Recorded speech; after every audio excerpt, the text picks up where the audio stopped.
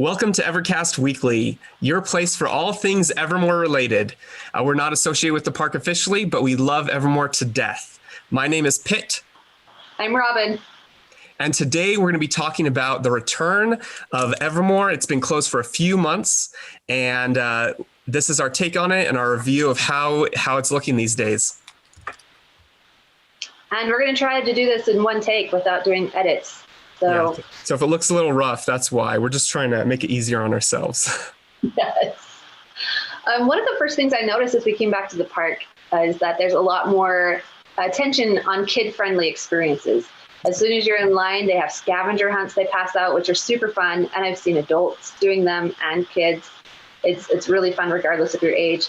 And they also have on the map kid-friendly quests specifically that you can go find, like the fairies and the mermaids and things.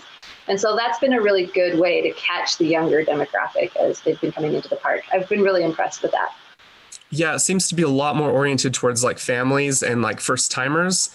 I noticed that every time I go to the park, there's a few things that are the same every single night, which I don't mind so much, but it's probably easier on operations to be able to do it every night. Things like the quest for the Black Arrow is every single night, where they have guilds compete to see who can collect the most gold to claim the Black Arrow. Another thing they do every night is they usually have some kind of pirate in the stocks, and people have to give up their gold as they're leaving the park to pay bail on that pirate. Do you notice anything else, Robin? I've noticed that the map also has beginner quests for adults as well labeled, and it has where to go to talk to people, like the different guilds and how to join them. And the guilds are more beginner friendly now. Much to my pleasure and chagrin, because as someone who loves ranking up, I miss some of that, but we're going to get into that too. Or we could do that now. Yeah, let's do it now. Great. So most of the guilds in park now only have the initiate ranking. You join them and then you're in, and there's not leveling up anymore. It sounds like that may be in the works. I've been hearing from behind the scenes that that's something that's in development. But the Pirates Guild, we kind of did our own thing. Pitt, do you want to tell us about that? Yeah, we got permission to have our own little quests for people who might want to do more than just the initiation. And so we've been providing tasks for other world walkers that want to join us for the sake of camaraderie and having something to do that's pirate related. And we're making sure not to interrupt the operations of the park and just have things that, build that relationship from world walker to world walker. So we've had a lot of fun doing that. I think last weekend, Leah picked up like 20 people who wanted to have some more fun. So we're helping where we can. And when the pirates or when the park do decide to have their own ranks, people know that we're going to be stepping back, and their ranks will obviously take precedent. Yes. It is nice, though, to have this more in-depth gameplay for those who want it, since it's not providing that. And as a person who helped develop it, I had a really good time working on figuring out the ranks with the other captains in the council. And I'm excited about the things we have working on. It's fun. It's very fun. So if you want more advanced gameplay, you might want to check out the Pirates. We have a good time. And speaking of guilds, it looks like the Coven and the Bards are no longer in town. Is that right? I've seen a few witches, but no Coven officially. So there are magic users. There's wizards and witches, but no guild structure. But we do have the dragon trainers back, and they are taking that place in the Celtic ruins where the Coven used to be. Yes. And I know a lot of people were excited for a long time for dragon trainers to come back. So that was received really enthusiastically. And they're awesome. The costumes are awesome. The dragons look awesome. Check them out. They really do. They're really, really fun. Another thing about the changes we've seen is that a lot of the actors are playing double roles, or sometimes even triple roles. So they're double or triple cast.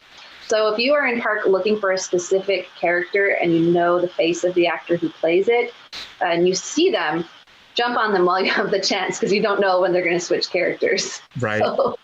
Which is good and bad. I feel like it adds a lot more diversity and variety to the town. I feel like it's packed full of characters, but it is sad that it does lose some of the immersion when you see the same face playing multiple characters from week to week. I didn't have that feeling because, Yeah. I mean, in past seasons, we would often have characters who were double cast. And so it just wasn't usually the same night that they would Right. switch characters. So you'd see the same face, like Zodi, the awesome, amazing, like super chill Persian monk, was played by we're probably not supposed to do names. God. Who also played the town executioner, who was terrifying. I mean, it's really cool to see the performers perform in different roles. In my opinion. To see them pull out such convincing portrayals of very different people. It really showcases their talent. Yeah, I feel like that a lot. Some characters would even switch mid-evening, this season. Mm-hmm. It's if you want to talk to someone, you better grab them fast because they might change the next night or that same night. Yes, I agree. Also, another change that's been really exciting for the Pirates is that trading is back. What? Yeah! Tell us about that. So excited. I've been waiting to trade for a very long time. I guess I brought my trinkets during COVID and I probably shouldn't have, but now it's official. And so I even have characters sending kids to me so that we can trade. And I love it to death. The trinket, I found that it's kind of a balance between my love of things and my love of people. I don't know if you feel the same way, Robin, but I love sparkly things, genuinely like trading these objects, but then also just like it gives me an opportunity to connect with people. Like when you see those kids just light up when they get, some stupid trinket, like it's a good feeling. And I've gotten to meet a whole lot of cool people through trinket trading. Yes. And for those of you who may be new, world walkers or guests can bring in trinkets. There are characters that are performers in town that will trade, but there are also a lot of world walkers that will trade. So if you have your trinkets, and they can be anything, little things. I think the coolest thing I've traded for was a really nice gold pocket watch. That's not so common. Usually it's like little rings and stuff. And my biggest trade lately was my coat. You'll notice that I'm not wearing it anymore. So I traded it away to Koo, who you'll talk about in a moment, Robin, right? Right. Do you want to tell them how the trade went, though? What did you trade for it? I'll leave it. I'll leave it secret for now. You can talk to me more. Anyway, trading's back and it's fun. Super fun. Yeah. Let's talk about our plot points. And Pitt, you've been in the park the first couple of weeks when I was out of town. Do you want to tell us about some of the base plot points as you were coming back into Evermore? Yeah, it is. One of the changes that you'll notice in the park is that story progresses a lot more slowly and a lot less. I feel like it's not, you won't see like what they call a tableau every single night, like maybe you used to. Which is fine for me, that's fine. I never really got super into the story. I really enjoyed it and it adds to the immersion, but it is slower now. And it reminds me of past seasons early on with Evermore where you didn't have a whole lot of story going on. Really the first few weeks, it's been all centered around this portal that showed up in the mausoleum, a portal that supposedly leads to lore. And every night they have a line out the mausoleum where you can walk through and interact with this portal. And there's a character in the portal every night, right? Yes. And it seems as though every night, or at least the nights I've gone, sometime throughout the night, someone from lore comes through the portal into Evermore. Mm-hmm. Mm-hmm. We've had Damien, Bartholomew, Cordelia. And something we totally forgot to mention is that this Evermore is different than what we left 6 months ago. Yes. So it's 20 years previous, at least from England time. But not only is it in the past, but things aren't quite the same as what we would have expected had we looked at our Evermore from before 20 years ago. And so it's like another dimension kind of. Yeah, it's like an alternate timeline. There we go. For example, in this Evermore, the portals have always been open. And I don't know how many of you know, but the portals in the Evermore that we recently left, they had opened in the past, but they had been closed for hundreds of years. And then before the Lore 2018 season, the portals had just started opening up again. And so it was like that Lore of 2018 was the first time Lore had opened up again. But in this reality, they've always been opening and closing. And the elves are different here. The elves took control of Evermore, right? Yeah, that was my understanding. I'm not 100% sure on that. And speaking of elves, we have Nightshade. So all the characters are new because this is obviously 20 years ago and a different timeline. But Nightshade, for some reason, is a part of the town, and he remembers all of the World Walkers who were here before. So that's kind of interesting. And I'm not sure how that's playing into things yet. Definitely an interesting thing to dig around. And around the mausoleum where the portal is, there's been black rocks with different paintings on them that I think are from lore. They have some sort of properties to them. And people, I don't know which character it's been, maybe you know, but a character's been asking people to plant black roses around town. And those also have magical properties. It seemed like the people who would come through the lore portal would be planting black roses, and maybe gave World Walkers those roses to plant. I'm not sure.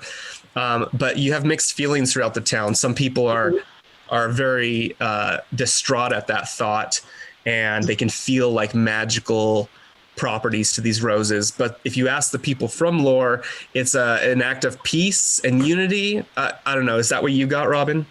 I actually haven't really talked to anybody from lore yet, but I have seen the way people act when they hold one.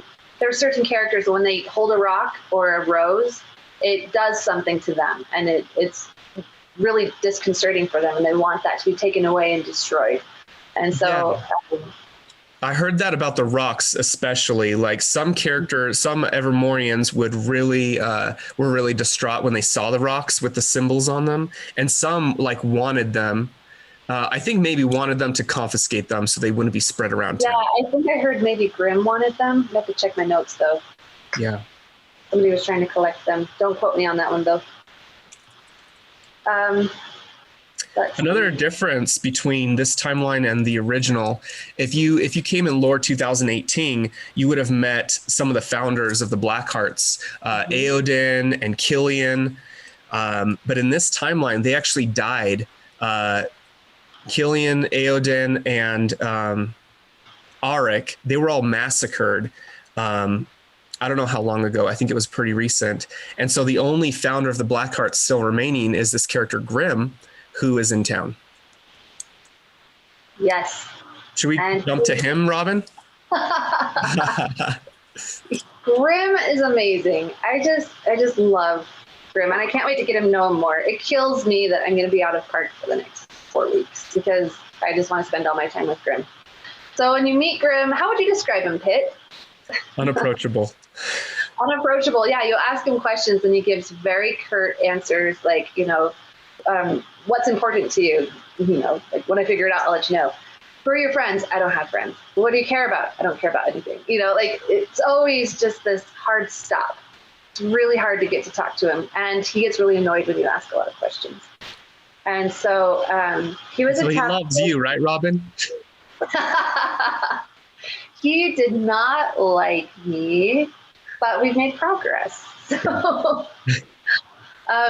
So Grimm's story, I can't tell you his whole backstory, but the story that you get presented is that he's here, he's leading the Blackhearts, all the Blackhearts work for him. I will say, if you want a teaser on a direction to go, this I can tell you because I was told this by another character. Pay attention to what he drinks and why he drinks it. Solve that. But I was tasked by another character to get to know Grimm and find out if he's trustworthy, which was really difficult when he won't let you get to know him. So I was interviewing all the characters around him who work in the Blackhearts, or Annie and the barkeeper is one of his friends, and was getting really odd answers like there's something he's hiding, but he hasn't broken any laws, so I think he's trustworthy. And when I reported back to the character this information. They said that wasn't enough information in this. Like, how am I supposed to get to know him when I like try to talk to him and he like walks away? He started avoiding me. I don't know if I should share how I got his information because I don't want everyone to do that too. Yeah, you probably shouldn't. But you mentioned Annie. You can do a spoiler at the end of the season. Like, there's this whole amazing story of how we got Grimm to open up and genuinely connect. And now I feel like we're really good friends, and his story is absolutely amazing. I highly recommend. Yeah, at the end of the season, we should have Evercast tells all of our secrets and spoilers. We still need to do that for the last season. We totally should. We should. Yeah. Anyway, Robin, you mentioned Annie. She actually is the widow of Aodin, which is really cool because that was an actual character at Evermore 3 years ago. But of course, he was massacred, so he's dead now. And now she's the barkeep. She owns the tavern. So that's kind of interesting. Mm-hmm. And you mentioned there weren't tableaus really anymore. But in my questing, if you could call it, my experiences with Grimm, there were several private performances that happened between Grimm and other characters that I got to see. And so there's still like some really impressive vignettes to enjoy if you figure out how to get access to them. And so I highly recommend it. The acting was amazing. I feel like a lot of the focus now is on the individual instead of the production, maybe. In addition to performances, you've got a lot of story and backstory that's more of an individual base, I would imagine. A lot of backstories they can really delve into. Yeah. I will say, in my attempts to get a connection with Grimm, I thought I completely burned bridges, like irreparably, and was thinking that I was never going to have a chance to get to know that character again. And he was open to reconciliation. So, nice. So don't give up. If you feel like you're not making it anywhere, don't give up. Yes. Should we talk about a few more of the characters we've met recently? Yeah. So Ku is one of my favorites. Oh, yes. Ku is just amazing. He's got these really big dreadlocks. He's got this really tiny shirt, so he's got like a bare midriff, and he's wearing Pitt's coat. He acquired that through trade, so he's not so naked anymore. And his nose is sometimes painted like a little animal nose, but not always. And Ku was raised by dogs as a child, and the name Ku is Irish for dog. And the dog pack he was raised by were wolfhounds, actually. And he is a Blackheart, and there is quite a story there as well, or a backstory about how he became a Blackheart and what happened to his dog pack, why he's in civilization. It's really quite tragic. So there's a lot of digging you can do there, and you can help him out a lot. So highly recommend getting to know him. And he's really big on trust. He really does not like secrets. So if you have secrets, like Pitt and I always have secrets, don't mention that around Ku, because he doesn't want to trust you if you have secrets. Interesting. Good to know.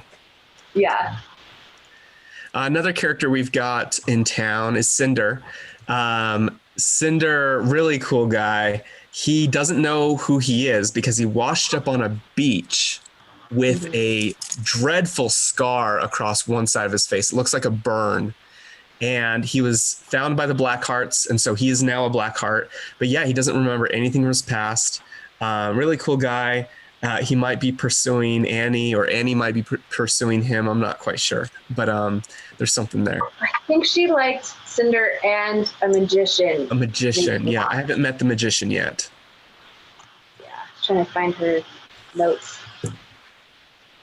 If you are not a regular and you're coming to the park for the first time, a notebook is super helpful because you're going to learn so many things, and it's hard to keep it all straight. And don't forget your pen. Yes. It was Cinder and Nox. Nox was the magician that. Yes. And Cinder shoots fire. And so that's pretty awesome. Yeah. Really cool stuff there. One of my other favorites is Karaticus. He is a warlock in town. Oh my gosh, I got to get to know him more because he's awesome. He is a gastronomancer, so he studies the magic of food, which is really interesting. And he says there are magic in all foods, and he's working on a thesis about the magic of food. In particular, he likes to prognosticate with bread, which is really fun. If you pay him gold, he will scrape some bread over a special tray he has and say some magic words. And it is hilarious. I recommend it. Yes.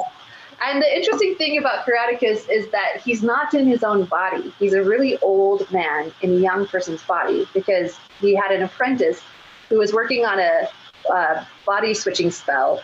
And somehow there was a walrus nearby, and the three of them all got scrambled. So Karaticus went in the body of his apprentice and is in hiding from his apprentice because he wants to keep the younger body. He thinks he got the best deal out of the whole thing. And so he's staying away from walruses and old men. The walrus bit was my idea. It wasn't actually something really? I came up with. Yeah. Because I figured, so they were up in Norway studying, they were teaching walruses how to do magic, I think. And this body switching happened while they were up with the walruses. And so he didn't see what happened to his old body. And so my theory was that the walrus entered his body, he entered his apprentice's body, and his apprentice entered the walrus's body. His body, being possessed by a walrus, immediately jumped into the water, never to be seen again. And so my theory is that the apprentice is in the body of a walrus in Norway as we speak. Wow, that's amazing. Yeah. It was that storyline that made me just like look at Aline and be like, I'm so glad to be back in the park. This is just so fun. I mean, it's crazy and fun. Right. Something else about Karaticus is that there are different magic levels with different types of bread products. So he said if you bring a sourdough bread to him, you can read and get a better impression from that. And that usually relates to platonic relationships. But if you bring a chocolate cupcake, then it gets extremely steamy. So I want to bring him a chocolate cupcake. So I need to remember to do that. That's hilarious. In the burrows, we have 2 new dwarves, but you'll remember Lonnie and Turno. Their nephews are now in town. So their nephews are Dewey and Dover, and kind of filling the same role. They play music, very fun to get to know. And so they're in the burrows. I wanted to share one more of my favorites. I mean, everybody's character is amazing, but since I'm kind of a visitor who likes to do deep dives instead of seeing the overall plot, I kind of get to know a few characters much better than others, than the rest of the characters in town. So Celine, the dragon trainer, is another one that I'm really interested in this season. She was born in Evermore. That's what her birth records are, but she can't remember her past. And she is a dragon rider, and her dragon is a very large bronze color, and her dragon's name is Emir, which means prince. And they have eggs that they're trying to hatch. There's another dragon trainer that's trying to find an egg to hatch, but the dragon eggs don't hatch unless there's an emotional connection. Theo. With the person. Yes, Theo. And Celine is here to teach about conservation and education about dragons in town. So, and she's also got a really interesting backstory if you get to know her more. I mean, I think almost all the characters have really interesting backstories. Even though they don't have a formal writing team, from what I understand, the actors have been given the creative license over their characters. And there are so many performers who have just made amazing stories that I personally feel like as a regular who loved the storyline of Evermore, I can go back still and be getting to know these characters more in depth. And I feel the same thrill that I had in past seasons when the whole plot was a lot more complex.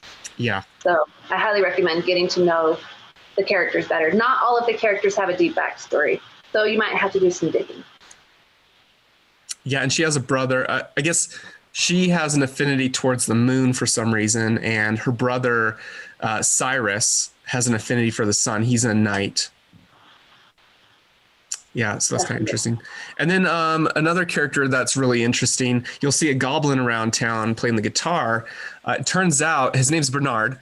Turns out he's not actually a goblin. He's Oh, human, and he was recently, I guess there was a spell cast on him by a wizard, and so he is from Mythos. But one day he became a goblin. He was transformed by a wizard, and so he's a real fun character. He's very talented. that's cool. Give him some gold to play you a song. That's fun. I haven't But met him yet. I feel sorry for the guy. Like he said that he's not, his dreams of being a musician are kind of trash because now he's not. He's kind of ugly looking. Oh, poor guy. Can I bring up another character Yeah. that I really enjoyed? Morgana is really interesting. She's a fortune teller. She's a witch, and she's usually in one of the fortune telling tents. And her backstory is really interesting on how she learned magic. She learned magic from a ghost when she was at a boarding school as a child. There was a ghost that haunted the girls' dorm. And so that was really kind of fun. Get to know her. She will tell you fortunes with oracle cards for gold. And so it's fun that there's a lot more things you can use the gold for in park. It seems like there's tons of ways to pay characters for interesting experiences. For sure. All right. Did you have anybody else you wanted to hit on? No, I think we'll save the rest. There's so many characters this season just because. So I think we can save them for another episode, maybe, if we do this again. Yeah, it'd be interesting to see if this takes off again. So if you're here listening, thanks for listening. And let us know if you want to hear more. And if you want to hear reveal all for past seasons, since all those characters are gone, so we can reveal all the things. Like the duel I did with Philip to get all his back secrets. Oh, yeah. And Snicks. Snicks had a really cool Snicks. I found out his secret the last seconds that we were in Evermore before it closed. Oh, man. Yeah. I didn't get his last backstory stuff until after I saw him outside of park at a Everguard event. But I was the only one, so. That's cool. Yeah. That's cool. Anyway.